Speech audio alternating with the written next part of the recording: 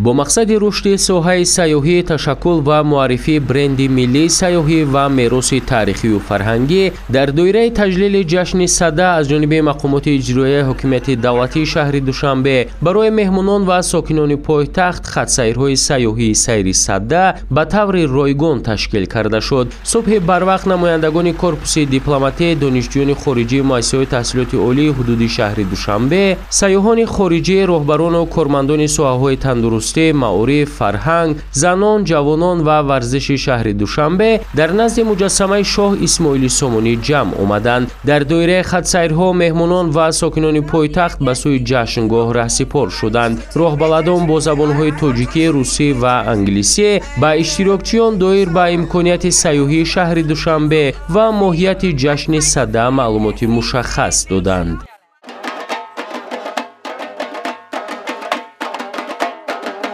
در درآمدگاه باغ فرهنگی و فراغتی ابوالقاسم فردوسی شهر دوشنبه گلخن که رمز این جشن اجدادی است افروخته شده. در اطراف آن ساکنان و مهمانان پایتخت رقصیده، ترانه‌خوانی و شادمانی می‌نمایند. فضای باغ ایدانه آرای یافته. در هر گوشه آن کشاورزان از منطقه‌های گوناگون مملکت محصول بارنج پرورده خود را که خاص این منطقه میباشد اینچنین تخمی زراعت، خوراک‌های ملی، گل و بوته‌های آرایشی را پیشنهاد ساکنان گردانیده تکنیک‌های کشاورزی و دیگر محصولات را که افادهگر جشن صده میباشند به نمایش گذاشتند.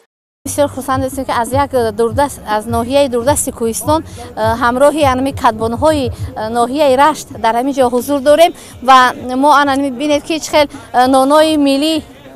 نانهای ملی تاجیکی غرمی را آوردیم که به همه مهمانهای ما پسند میآید. امروز ما انمی خیلی گردچه‌های کلان، چپاتی، کلچه، همه محصولات‌هایی که امروز ما در اینجا به نمایش گذاشته شدیم همه محصولات دست انمی دهقانا هست و محصولات کدبان‌های زنای ما.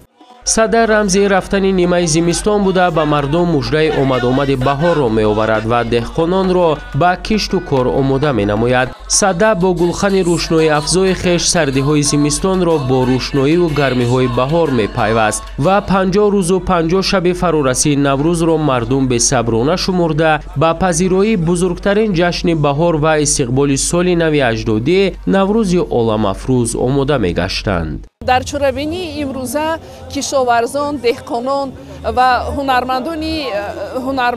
بانوان هنرمندان شهر وحدت محصولات‌های نانی، محصولات‌های کشاورزی و اینچنین باغبانان از نهال‌های پرورده خود به معرض تماشا گذاشتند. امسال نیز در جشن صده در ردیف نمایش نهال و زراعتی کشاورزی، هنرهای مردمی و دیگر محصولاتی که افادهگر این جشن است پیشنهاد اشتراکچیان گردانیده شد. از جمله مؤسسه دولتی مرکز تعلیمی کلانسالان وزارت مهنت، مهاجرت و شغل اهالی جمهوری تاجیکستان در این جشنگاه محصول مهنت آموزگاران و شاگردان خویش را به معرض تماشا گذاشتند که واقعا هم زیبا و نظرربا میباشد. زیرا در این مرکز آموزگاران صاحب تجربه به ذوقمندان کسب و هنرهای والای ملی را می‌آموزانند. در این چهاربینی مؤسسه دولتی مرکز تعلیم کلانسالان تاجیکستان وزارت مهنت با دستاوردهای خود کسب و کاری خود با معرض تماشا گذاشته است و اشتراک نموده است. نگفتم که مرکز تعلیم کلانسالان تاجیکستان با 38 فیلیال خود در جمهوری بیوسته به صاحب کسب گرداندن این قشر جامعه اهالی می باشد که کسب‌های هنرمندی، کسب‌های کارگر را براه مانده است که بیواسطه شهروندان با کسب آموزی فرا گرفته می‌شوند. در هر گوشه باغ از جانب باغپروران مملکت نوهای گوناگون نهال‌های آرایشی، میوه‌دهنده، همیشه سبز و گل و بوته‌ها پیشنهاد گردیدند. ساکنان از این جشنگاه با نرخ‌های دسترس نهال‌ها را خریدند. اینچنین عالمان ساحه باغپروری طرز شینانیدن، پرورش و دیگر کارهای اگرتکنیکی آن را به ساکنان می‌فهمانیدند. گفته شد که عنعنه نهال شینانی از گذشتگان به ما میراث مانده، یکی از عنعنه‌های جشن صده دانسته می‌شود. ما نیز عالمان اکادمی علمای کشاورزی با پیشنهاد و دستاویزهای علمی خود نیز اشتراک داریم و در این نمایش ما بهر پیشنهاد نو نمونه‌های زراعت‌های سبزیجاتی، کارتوشکا، نوع‌های گوناگون درختان، اینچنین تخمی‌های دانکدار و تخمکدار درخت‌های میوه‌دهنده پیشنهاد نمودیم. ба тавсияи олимони соҳа киштукори зироати кишоварзӣ аз омодагии техника вобастагӣ дорад. имрӯз дар ин ҷашнгоҳ навъҳои гуногуни техникаи кишоварзӣ пешниҳод гардид. гуфта шуд ки сол то сол ҳукумати мамлакат барои беҳтар намудани кори кишоварзон навъҳои беҳтарини техникаро харидорӣ ва дастраси марди деҳқон менамояд.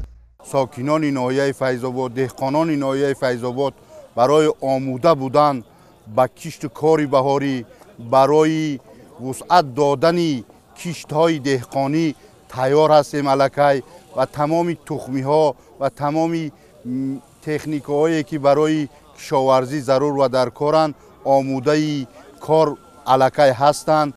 дар қисмати расмии чорабинии ёрдамчии президенти ҷумҳурии Тоҷикистон оид ба масъалаҳои рушди иҷтимоӣ ва робита бо ҷомеа Абдулло Раҳмонзода иштирокчиёнро ба ин ҷашни аҷдодӣ таҳният гуфта, иброз дошт ки имрӯз мо тоҷикон миллати хушбахту сарбаландем ки имкони дубора эҳё кардани ҷашнҳои бостониамонро пайдо кардем ва барои ба наслҳои оянда мерос гузоштани онҳо талош дорем. имрӯз мо ҷашни садаро ки дар қатори дигар ҷашнҳои ниёгонамон ба монанди Наврӯз, Меҳргон ва Тиргон ҳамеша инъикоскунандаи анъанаҳои ориёи таборон буда, дар онҳо расму оини қадимаи гузаштагонамон баён гардидааст ва барои нигоҳ доштани хотираи таърихию дигар анъанаҳои суннатии мо дар ҳаёт нақши босазо доранд ҷашн мегирем. дар Фарҷом барои иштирок дар ҷашни сада кишоварзони фаъол бо диплому ифтихорнома ва тӯҳфаҳо қадрдонӣ гардиданд.